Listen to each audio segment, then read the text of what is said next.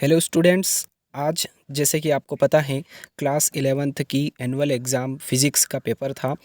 तो मैं आपको फुल सॉल्यूशन आपको बताने वाला हूं और साथ ही जो प्रीवियस वीडियो में मैंने आपको जो क्वेश्चंस बताए थे उनके बेस पर भी आज कुछ बात करने वाला हूं। ओके, तो जो फर्स्ट क्वेश्चन था आपका यहाँ पर सही उत्तर चुनकर लिखिए। तो फर्स्ट क्वेश्चन है, एक एंगस्ट्रॉन्ग बराबर होता है। तो एक एंगस्ट्रॉन्ग किसके बराबर होता है? 10 की घात -10 मीटर के बराबर होता है। ऑप्शन नंबर सी जो है, स जो है, ये आपका करेक्ट आंसर होगा।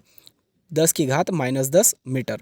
इसके बाद है संख्याओं 0.0053, 0.0530 और 0.530 में क्रमशः सार्थक अंकों की संख्या है। तो यहाँ पर सार्थक अंकों की संख्या है 2, 3, 3। जो अ वाला क्वेश्चन जो ऑप्शन है आपका वो सही हो जाएगा, अ वाला ऑप्शन। फिर है, निम्न में से किन कोणों के जोड़ों के लिए क्षैतिज परास समान होगा? इसमें थोड़ा सा डाउट है मुझे, इसलिए ये क्वेश्चन मैं अभी आपको नहीं बता रहा हूँ। फोर्थ क्वेश्चन है, गुरुत्वीय स्थिति ऊर्जा का मान 0 होता है। तो इसका आंसर हो जाएगा पृथ्वी के केंद्र पर। नेक्स्ट क्वेश्चन है, निम्न में सर्वाधिक प्रत्यास्थ पदार्थ है। तो इसका आंसर है इस्पात, ब वाला आंसर सही है। फिर है, निम्न में से किस ताप पर जल का घनत्व सर्वाधिक होगा? 4 डिग्री सेंटीग्रेड पर सबसे ज़्यादा होता है जल का घनत्व। फिर जो लास्ट क्वेश्चन है, सही उत्तर चुनकर लिखिए इसका। इसमें भी कुछ डाउट है, इसलिए मैं आपको गलत आंसर नहीं बताऊंगा। जो डाउट है वो मैं अभी छोड़ रहा हूँ, ठीक है? तो गलत आंसर बिल्कुल भी मैं आपको नहीं बताने वाला हूँ। तो ये आंसर सही है बिल्कुल, आप देख लीजिए।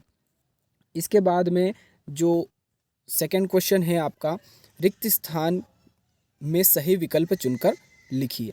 तो यहाँ पर फर्स्ट क्वेश्चन है, बल का विमीय सूत्र। तो यहाँ पर जो सेकंड ऑप्शन है आपका, m⁻1 l⁻1 एंड t⁻², ये आपका बिल्कुल करेक्ट आंसर है। फिर सेकंड क्वेश्चन में डाउट है, इसलिए मैं आपको अभी नहीं बता रहा हूँ। थर्ड क्वेश्चन है, a vector into a vector is equals to क्या होता है? तो 0 होता है, 0 होता है, ठीक है। फिर हाइड्रोलिक मशीन पास्कल के सिद्धांत पर कार्य करती है। पास्कल इसका सही आंसर होगा। फिर है, डिग्री सेंटीग्रेड ताप को परम शून्य ताप कहते हैं। तो -273 डिग्री सेंटीग्रेड ताप को परम शून्य ताप कहते हैं। फिर है, जल का क्वथनांक 373 केल्विन होता है ना? जल का क्वथनांक डिग्री सेंटीग्रेड में 100 डिग्री सेंटीग्रेड होता है और केल्विन में होता है 373 केल्विन। ओके। और यहाँ पर लास्ट क्वेश्चन है आपका, आवर्तकाल के व्युत्क्रम को क्या कहते हैं? आवृत्ति कहते हैं, ठीक है। तो ये आपके सही रिक्त स्थान के सही आंसर हो जाएंगे। चलिए, अब इसके बाद में हम बात करते हैं सही जोड़ी की। यहाँ पर आपका सही जोड़ी भी है, क्वेश्चन नंबर 3। तो फर्स्ट क्वेश्चन है आपका, सही जोड़ी में प्रत्यास्थ संघट्ट में यह संरक्षित होगा। तो इसका आंसर हो जाएगा के संवेग एवं गतिज ऊर्जा। ओके। फिर संवेग एवं गतिज ऊर्जा, ये आपका सही आंसर है फर्स्ट वाले का, ठीक है। सेकंड है, अप्रत्यास्थ संघट्ट में संरक्षित होगा। तो यहाँ पर होगा इसका आंसर केवल संवेग। ओके। फिर किलोवाट गुणा घंटा, तो इसका सही आंसर होगा ऊर्जा। ओके।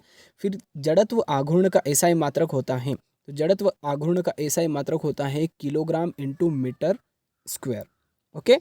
फिर कोणीय संवेग का एसआई मात्रक होता है जूल इंटू सेकेंड।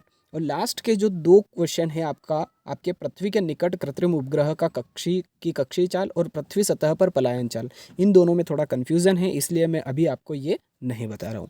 ओके। चलिए, अब इसके बाद हम बात करेंगे एक वाक्य या एक शब्द में उत्तर दीजिए। फर्स्ट क्वेश्चन है, यदि कोई मशीन 10 सेकंड में 100 जूल कार्य करे तो उसकी शक्ति होगी। तो यहाँ पर इसका आंसर हो जाएगा 10 वॉट, ठीक है, 10 वॉट। सेकंड का थोड़ा सा डाउट है, इसलिए मैं अभी आपको नहीं बता रहा हूँ। थर्ड, प्रतिबल का मात्रक लिखिए। प्रतिबल का मात्रक होता है न्यूटन पर मीटर, न्यूटन प्रति मीटर इसका आंसर होता है, प्रतिबल का मात्रक होता है, ठीक है। आदर्श तरल की श्यानता कितनी होती है? तो आदर्श तरल की श्यानता होती है 0, ठीक है। आदर्श तरल की जो श्यानता होती है वो 0 होती है, 0 होती है। फिर किस विधि द्वारा निर्वात में ऊष्मा स्थानांतरित होती है? तो यहाँ पर जो विकिरण विधि है, ठीक है, किस विधि द्वारा निर्वात में ऊष्मा स्थानांतरित होती है? तो विकिरण विधि द्वारा, ठीक है, विकिरण विधि द्वारा ऊष्मा स्थानांतरित होती है। फिर नेक्स्ट क्वेश्चन है, सरल लोलक के आवर्त काल का सूत्र लिखिए। तो सरल लोलक का आवर्त काल का जो सूत्र होता है वो होता है T = 2 पाई अंडर रूट में L/G, है ना। मैं बोल रहा हूँ, उससे करेक्शन कर लीजिएगा आप। T = 2 पाई अंडर रूट में L/G है ना, L/G है, 1/G नहीं है, L/G है। ओके। फिर लास्ट क्वेश्चन है, क्या ध्वनि तरंग निर्वात में गमन कर सकती हैं? तो नहीं कर सकती है। ध्वनि तरंग कभी भी निर्वात में गमन नहीं कर सकती हैं, इसके लिए कोई ना कोई माध्यम जरूर ही होना चाहिए। ओके, तो ये एक शब्द या एक वाक्य में उत्तर है। इसके बाद क्वेश्चन नंबर 5, जो विमी विश्लेषण के 2 अनुप्रयोग लिखी है और अथवा में है एसआई पद्धति की सभी मूल राशियां एवं उनके मात्रक लिखी है। ये दोनों क्वेश्चन मैंने आपको पिछले वीडियो में बताए थे, आपने अगर वो वीडियो देखा हो तो। फिर एकांक सदिश किसे कहते हैं, ये वाला क्वेश्चन भी बताया था मैंने, है ना। फिर कार्य ऊर्जा प्रमेय वाला क्वेश्चन मैंने बताया था आपको। उसके बाद में 2 सदिशों के सदिश गुणन के कोई 2 गुण लिखिए, ये वाला क्वेश्चन भी मैंने आपको बताया था।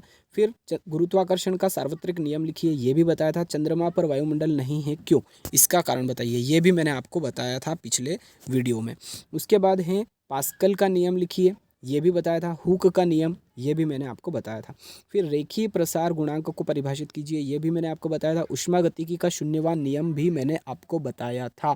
तो यहाँ पर जो क्वेश्चन है वो सभी के सभी मैंने आपको बताए थे, अगर आपने प्रीवियस वीडियो देखा हो तो, है ना। इसीलिए मैंने आपको बोला था कि जो आपको यूट्यूबर्स बता रहे हैं पेपर, उनके भरोसे आप एग्ज़ाम में बिल्कुल भी मत जाइए, प्लान बी लेकर के चलिए आप। ओके, चलिए। इसके बाद में आपके क्वेश्चन आते हैं, सरल आवर्त गति किसे कहते हैं, ये वाला क्वेश्चन भी मैंने आपको बताया था। फिर तरंगों के अध्यारोपण का सिद्धांत लिखिए, ये भी बताया था। फिर ये वाला मैंने नहीं बताया था, सिद्ध कीजिए कि गुरुत्व के अधीन मुक्त रूप से गिरती हुई एक वस्तु की कुल यांत्रिक ऊर्जा हमेशा संरक्षित रहती है, ये मैंने नहीं बताया था। बट ये बताया था संरक्षी एवं असंरक्षी बल में अंतर, है ना। मैंने बोला था आपको अंतर करना ही है, कुछ भी हो जाए, ठीक है। तो ये क्वेश्चन मैंने आपको बताए थे। कोणीय संवेग एवं बल आघूर्ण में संबंध बताया था मैंने आपको। तूफान में टीन की छत उड़ जाती है, क्यों, ये वाला क्वेश्चन भी मैंने आपको बताया था। फिर उसके बाद में है अनुप्रस्थ और अनुदैर्ध्य तरंग में अंतर लिखिए।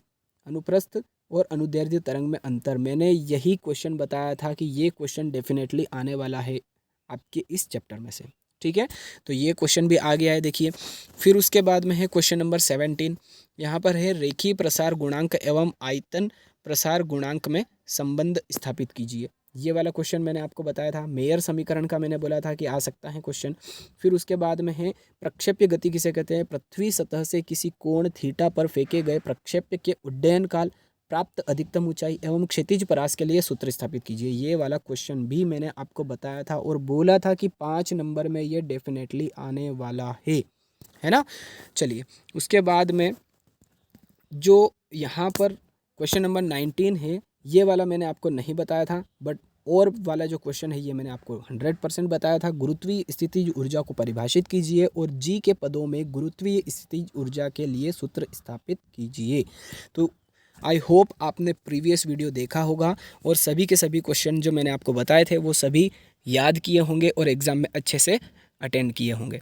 अगर आपको केमिस्ट्री के इम्पोर्टेंट वीडियोज़, इम्पोर्टेंट क्वेश्चंस चाहिए तो प्लीज़ चैनल को सब्सक्राइब कर लीजिए, साथ में बेल आइकन भी ज़रूर प्रेस कर दीजिए, ताकि जब भी मैं केमिस्ट्री के इम्पोर्टेंट वीडियोस आपके लिए अपलोड करूं आप तक जल्दी से जल्दी उस वीडियो की नोटिफिकेशन मिल जाए।